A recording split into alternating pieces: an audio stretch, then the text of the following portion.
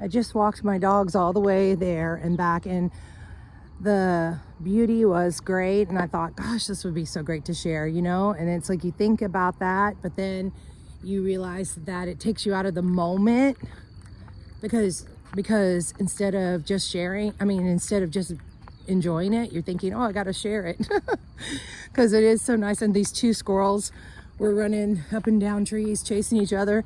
And then they went from one tree to the next tree, and there was a big space, and they were just jumping and hanging on one little branch, trying to make their way over. And it was so cute.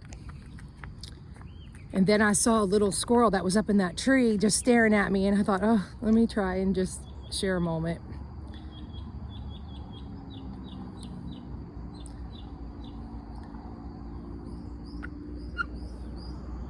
This is great for tubing. I grew up here, and I went down the river all the time, and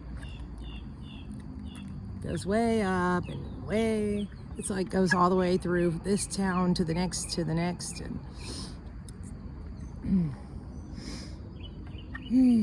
so I had to get my dogs out for the walk, and we came out real early, but it's cloudy, you know, but no big deal.